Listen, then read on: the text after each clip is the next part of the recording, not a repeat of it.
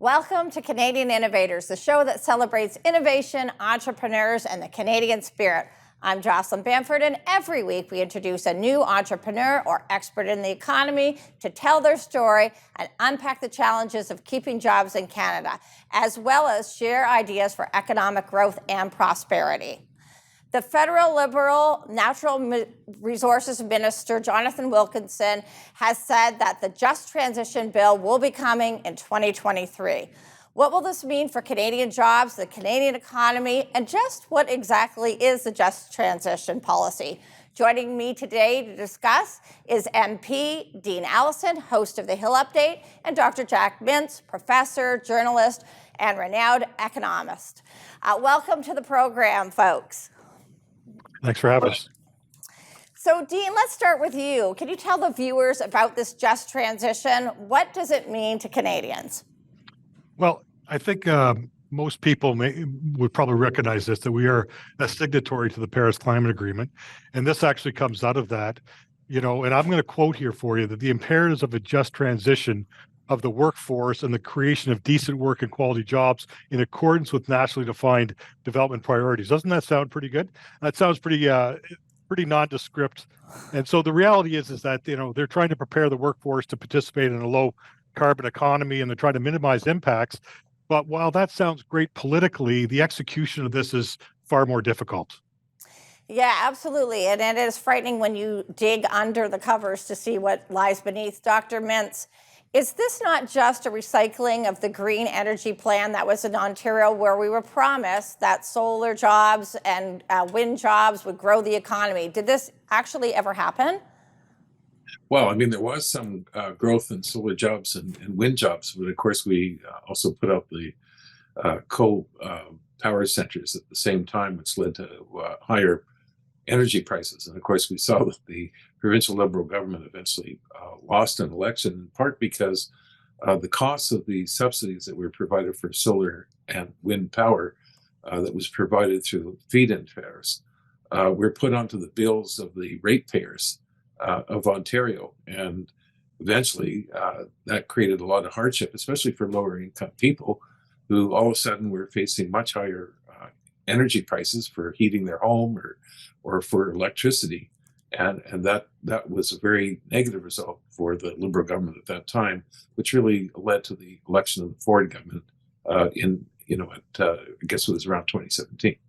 Yeah, and we did see in Ontario some of those jobs start when they started to heavily subsidize some of the wind and solar plants. But then we saw a lot of those jobs disappear either by retrenching and moving offshore or by going bankrupt. So did we in fact actually see any job growth that was sustainable in the wind and solar, Dr. Mintz? Oh, I think, you would have had some sustainable jobs in the sense that those people working in those industries would have, who are still involved with the industry, will have jobs. But you have to ask, what's happened to the overall jobs? And if you're getting higher energy prices, that drives down investment, and that's going to drive down employment. And Ontario has actually not done particularly well over the past number of years in terms of its productivity. In fact, lately I've been looking at that. It's a very significant challenge for the province that it has really a heavily subsidized auto industry that has actually dropped in productivity over the past number of years. And it has other industries that maybe are protected from competition, like finance and communications, that do provide jobs, but on the other hand, aren't really helping grow the economy in a very significant way. And of course, the green transition is just going to be a very expensive shift from fossil fuel generation of power and our energy needs to renewables. And it's going to happen, but it's going to be a very expensive one that economies are going to be facing and Canada will be facing in the future. So, Dean, if Prime Minister Justin Trudeau is successful, and I only have 30 seconds left, what do you think this would mean to Canadians and the Canadian economy? Well, we remember 5 years ago when the Prime Minister said that he wanted to phase out the oil sands. I think we're starting to understand what that means. And so I think the biggest challenge we have, and I hope you're going to talk about this, is the amount of value that it creates of high-paying jobs in Canada's oil and gas sector. And I think the challenge. Dean, I'm going to stop you there because we got to go to break. We'll be right back and we'll pick up your thought when we come back.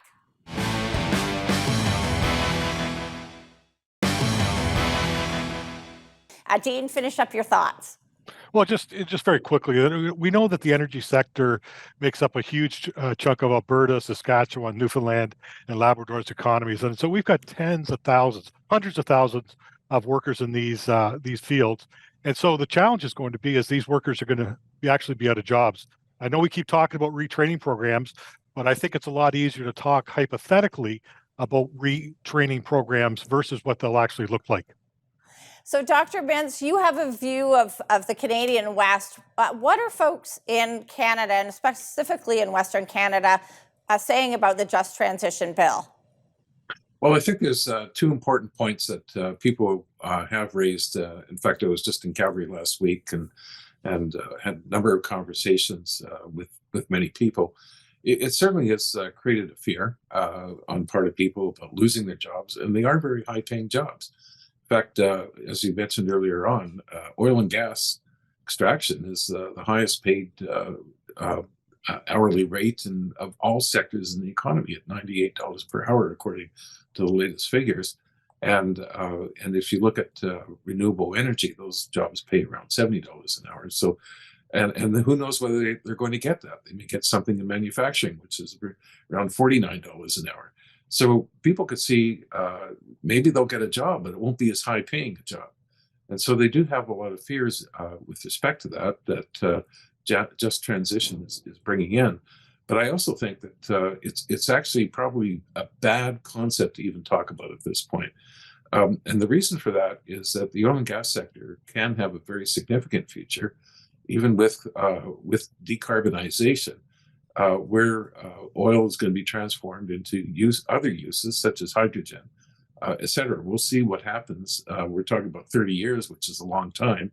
But what's actually happening is that the sector actually has a shortage of people. And employers are saying we need to get more people into the industry because we're going to need them for carbon capture and sequestration, and we're going to need them for hydrogen developments, et cetera. And so it's providing a very negative statement to young people as to whether they should go into the oil and gas sector.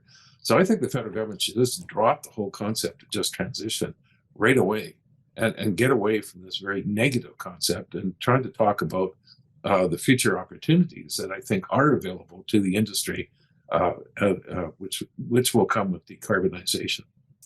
Exactly. Premier Danielle Smith of Alberta and Premier Scott Moe have been very vocal about this legislation. She's published, Premier Smith, an open letter proposing an alternative and asking for a meeting with Justin Trudeau. Dean, your thoughts? Good strategy, bad strategy? What do you say? Well, the Premier of Alberta is advocating and fighting on behalf of Albertans, just like Jason Kenney did before them. I'll say it again. Alberta's an energy-rich province, and there's tens of thousands of jobs that depend on this, and they support middle-class families. I think that we're one of the cleanest and most environmentally responsible industries or sectors in the world as how we produce our energy. And, I think at the end of the day, we have to look at where some of our oil comes from. We're getting over 70,000 barrels per day from Saudi Arabia. We're getting oil from Nigeria, Azerbaijan. I want to know that why are we not producing the oil and the gas and the resources that we use here in Canada, right here in Canada? We should be energy sufficient, and I don't know why we aren't doing more to make sure we're using Canadian products. I want to know that too, Dean, so I'm right there with you. Dr. Mintz, let's take a look at the Canadian economy by GDP. If the Trudeau government is successful in this just transition, what would the net effect be on the Canadian GDP? Well, there's a lot of headwinds that are faced by the Canadian economy, which includes demographic changes, which are going to slow down the economy as more people retire. We're going through a very, very fast or rapid aging of the population. We have trade frictions that are now happening, which Canada is a very open economy. We depend on trade. And so that's going to be another headwind facing us. And the third one is going to be the energy transition itself. It's going to require a huge amount of capital, because basically what you're doing is you're turning over transmission systems, distribution systems of energy, and pipelines, all sorts of capital that's going to be needed in order to replace one type of energy system with another. And although some people say, hey, that's like, a war where you end up creating more machines and everything to fight the war. But we have to remember that we are going to be probably seeing a loss in GDP, because we are going to be replacing an industry or industries that have the highest amount of value added per working hour with industries that are going to be less productive as a result.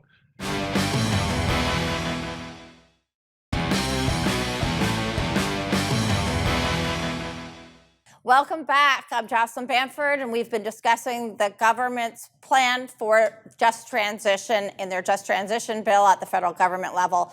Dr. Mintz, the Chancellor of Germany, came to Canada hat in hand and asked for liquefied natural gas. Justin Trudeau said no. Your thoughts on this decision? Well, I think this is par for the course. I mean, we've really missed the boat in LNG for many years now. United States is now producing has 5 or 6 export terminals. Australia has 5. We will have finally one built in the next year or two, or the next couple of years, that we can allow for export of LNG. But it's a huge missed opportunity, because instead our natural gas molecules are going south, and that's allowing the United States to even export more. So we're effectively losing a huge amount of value added as a result of not being able to develop LNG. The Prime Minister said that there was no business case. I don't know where he came from. I can tell you that statement was a laughing stock of Alberta at several conferences I was at this past year. Dean, I'm going to pivot to you. How could this be different? How could we grow jobs in the economy in Canada with our resource sector? Well, if you look at that, and I think, we've talked about Germany, but there's also Japan that came with their cap in hand looking for help.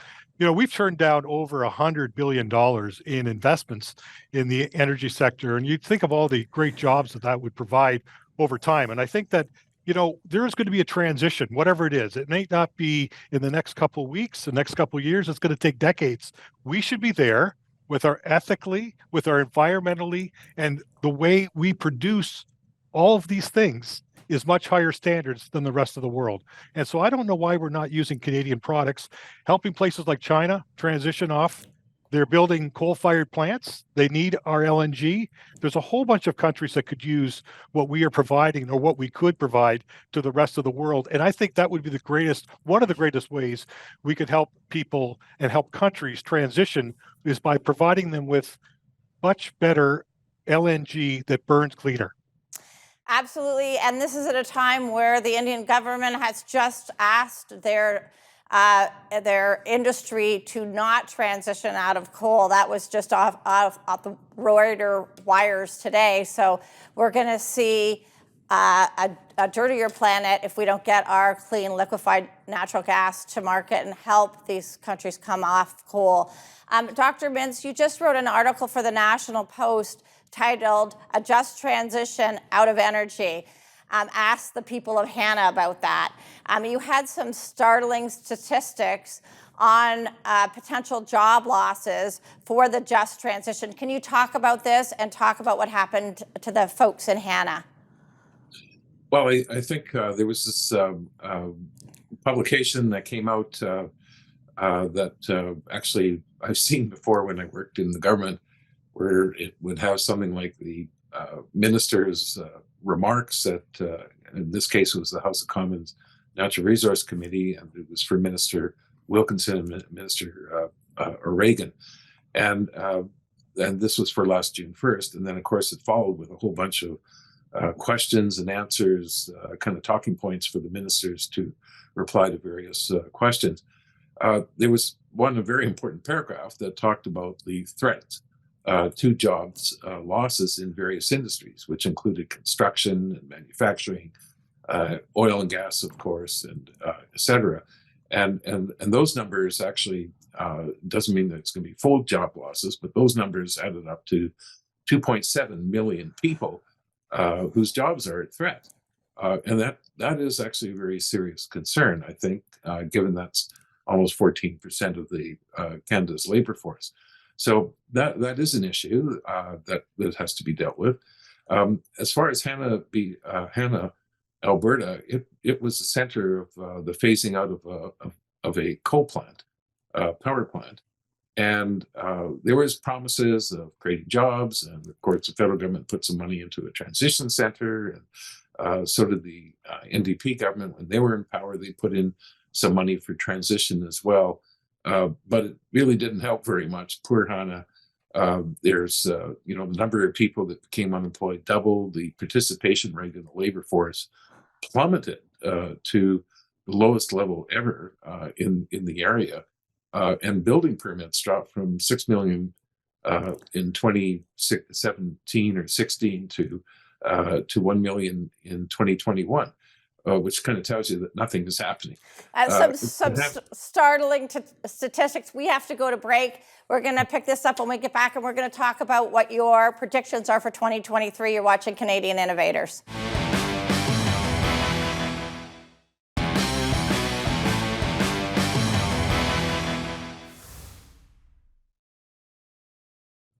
Welcome back. I'm talking with MP Dean Allison, host of the Hill Update, and economist, author, and Professor Jack Mintz. Before we went to break, Dr. Mintz, you were talking about Hanna and what happened with the phasing out of the coal plant. Could you just finish your thought? I was just going to say there wasn't much of a just transition for Hanna. And in fact, from what I've been told recently, that the money that was spent, a lot of it went to consultants and creating a transition centers, but very little actually helped people directly. And so just transition is not something on the cards for Hanna. So let's shift to the Canadian economy. I'd be interested in both of your thoughts on what lies ahead for 2023. Dr. Mintz, we'll start with you. What's your prediction for the economy for 2023, and specifically the impact on small to medium-sized business? Stagflation. I think inflation is coming down, but I think there is still two pressures that will keep the inflation above or the target range of the Bank of Canada, about 3%, probably closer to 4%. And that's going to be the fact that wage increases are going to be coming in 2023 to make up for the losses in earlier years. In fact, some of the settlements I'm hearing are going to be relatively high in the 5 to 6% range. And then on top of it, we are going to see some resurgence in oil prices, which is, of course, good for some parts of the country, but it does mean higher inflation as a result. At the same time, we're seeing higher interest rates. The Federal Reserve will be raising probably rates again this week. They will probably push interest rates above 5% in the US before they stop. And that means that we're going to see a contraction in demand for Canadian exports, and of course, a slowdown in the economy. And for small businesses, all this is going to mean wage pressures accompanied by some reduction in demand. So watch for cash flows. Okay, it's concerning. Dean, you're up. What are you seeing, and what are your predictions for 2023? Yeah, no, I think Dr. Mintz mentioned, we've seen like interest rates hike 8 times in less than a year. And so that's certainly tough on families, and that's certainly tough on small businesses. We see inflation that continues to climb, and we see that, almost 22% of people say they're completely out of money. And so the challenge is, even if interest rates finally do level off, we have these things called a carbon tax, and we live in Canada is fairly rural in nature. And I know I come from a rural community, not as rural as some places in Western Canada, but certainly I know that parents need to drive to take their kids to school, they need to drive to take their kids to sports, and they need to drive to the grocery store. We don't have access to public transportation. So regardless of what happens with interest rates and some of these other things, which are probably going to still continue to climb for a period of time, we have people that are still going to have less money at the end of the day when it comes to their paychecks, because we also live in a northern country and we have to pay for energy and for heating and hydro and things like this. And so I think people will continue to be pushed. People will continue to struggle with finances, which I think is going to make people just really uneasy with the government that we have today, if we can convince them that it is their fault for what has gone on. So looking into 2023, there are signs that there may be election on the horizon. I'd like to get your thoughts. I have 30 seconds for you both. Dr. Mintz, I'll start with you. Will there be a federal election in 2023? I don't think so. The NDP is strapped for money. I don't think they want to bring down the government, but of course, for the Liberals, that might be a good time to bring to have an election if the NDP can't fight a very good fight, and the Liberals could pick up those votes. But I think Dean is probably more of an expert than I am on this topic. So, Dean, I'm going to give you the last word. Your thoughts? Election in 2023? Yes or no? Yeah, I'm going to agree with Jack. I don't think we're going to have an election this year, but anything could change. It is politics, and whatever we say today could be different tomorrow. I think that the NDP are out of money, and maybe they'll build a case if their numbers start to go up in the poll, but I don't think the Liberals will want to go as long as their numbers are down in the polls. Well, thanks, Dean and Dr. Mintz. We had a great conversation, but unfortunately, that's all the time we have for the day. Great conversations as always. Thanks for joining. Thank you. Well, that's all the time we have for today. Thanks to my guest, MP Dean Allison, host of the Hill Update, and economist, author, and professor, Dr. Jack Mintz. I'm Jocelyn Bamford. Thank you for watching Canadian Innovators. If you're an innovator, tell us your story. Write to us at ideas@thenewsforum.ca, and we'll see you next time.